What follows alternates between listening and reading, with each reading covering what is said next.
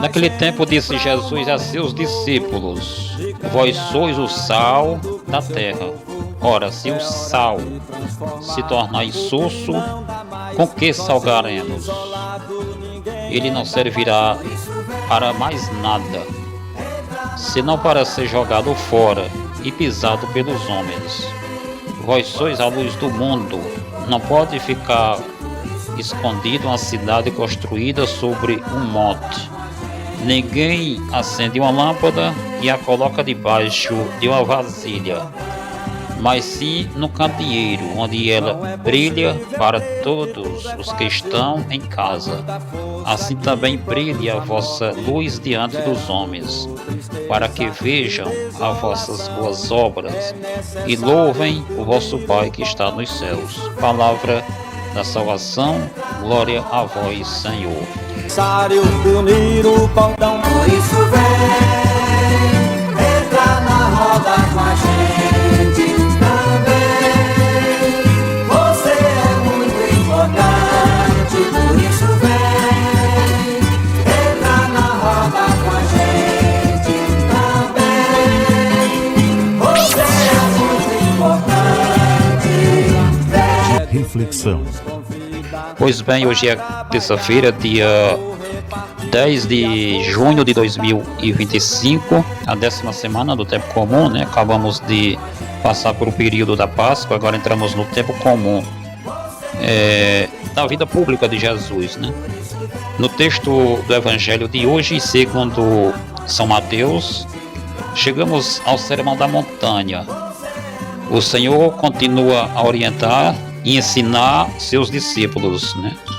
Nesse trecho, Jesus diz a seus seguidores, promotores do reino dos céus, para sempre darem cor e sabor ao mundo.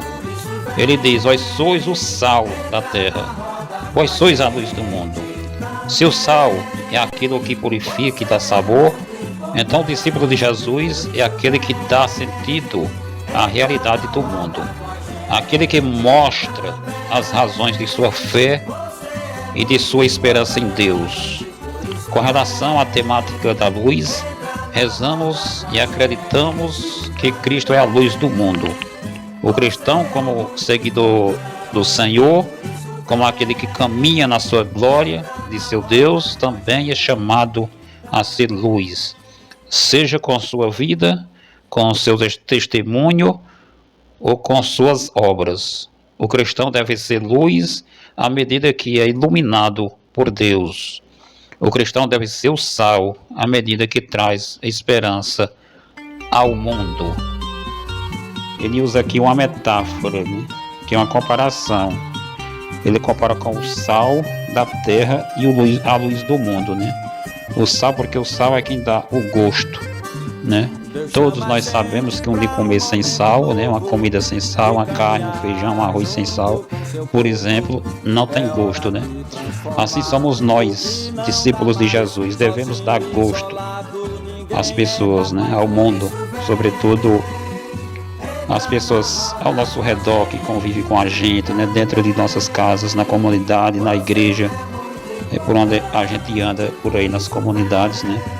Devemos ser o sal que dá o gosto, né?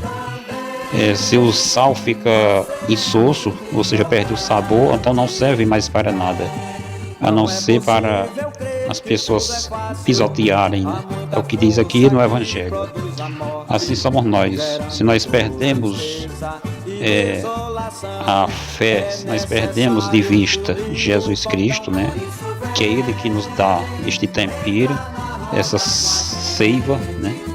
Que mantém a gente sendo esse gosto, este sal vivo, que dá o gosto para a comunidade, as pessoas em nossas casas.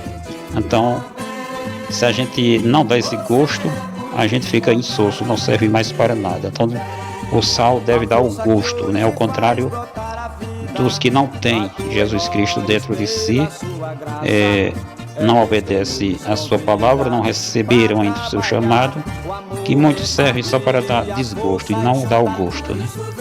E também a luz do mundo, porque Jesus, ele é a luz do mundo. é a luz que veio para iluminar as trevas. Nós também devemos ser essa luz, né? Os discípulos de Jesus é a luz para as outras pessoas. Todos sabemos que uma luz, antigamente não existia energia, né? Era a velinha. Ela tinha que ser colocada no candeeiro, em cima, para iluminar a casa toda, né? E ali, se ela apagasse, todos ficavam perdidos, ficavam tristes, né? Porque ficava uma escuridão total naquela casa, né? Hoje é a luz elétrica, né? Quando falta energia, todos ficam tristes, né? Quando a energia chega, todos ficam alegres, né? Então, todos nós, né, recebemos dons, recebemos talentos de Deus para pôr em prática em benefício do próximo, né? Então, se a luz do mundo é isso, é levar em frente, é levar essa luz que ilumina as pessoas, né? Levar essa alegria, colocar em prática os dons do Espírito Santo de Deus, né? Que Ele nos deu. Cada um de nós serve para recebemos de Deus, né? Alguma coisa, dons, talentos, né? E devemos colocá-los em prática e não colocar essa lâmpada debaixo de uma vasilha, né? Ou seja, ficar para si mesmo aquilo que recebeu, aquele dom, aquela sabedoria que a pessoa recebeu. Tem gente que esconde, né? Não repassa para ninguém, e aquilo que aprendeu vai sendo esquecido, vai sendo diminuído daquela pessoa, vai sendo tirado para outras pessoas que colocam em prática, né? É assim que diz em outras passagens das Escrituras. Então devemos ser essa luz que ilumina dentro de nossas casas, na comunidade, na igreja e em todos os lugares, né? No trabalho, por onde a gente anda. Devemos levar essa luz, essa alegria às pessoas. O discípulo de Jesus, que recebeu o chamado de Jesus, ele é este sal que dá o gosto, ele é esta luz que ilumina e não vai ficar escondido debaixo de uma vasilha, né? Como se a lâmpada, a lanterna, a vela estivesse debaixo de uma vasilha. Essa luz, ela tem que ser colocada em cima, no candeeiro. Hoje em dia, com a energia elétrica, né? Coloca-se a lâmpada em cima para iluminar a casa toda, ou pelo menos aquele quarto, né? Assim é nós. Devemos pôr em prática, iluminar, servir para trazer alegria e não a escuridão. Pois bem, é uma comparação que Jesus faz. E de hoje por diante, a cada dia iremos falar um pouco do Sermão da Montanha, que está no capítulo 5 ao 7 de São Mateus, né? Ali está o novo mandamento de Jesus que ele veio trazer, né? Onde tudo se resume no amor. A cada dia a gente irá falar um pouco desta lição de vida,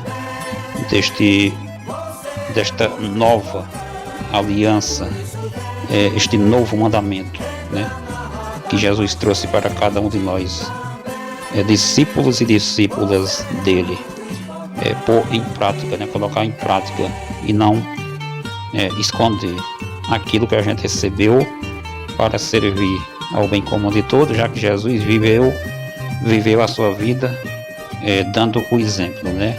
Curando, pregando, fazendo os milagres, né? Fazendo pessoas levantarem da sepultura, né? Pessoas que já haviam falecido, e ele ensinou-nos a perdoar, né? Quantas vezes for preciso. Ele amou os seus inimigos, né? Perdoou. Então ele dá o exemplo, ele lavou os pés dos discípulos, inclusive do Judas Iscariotes, que traiu ele.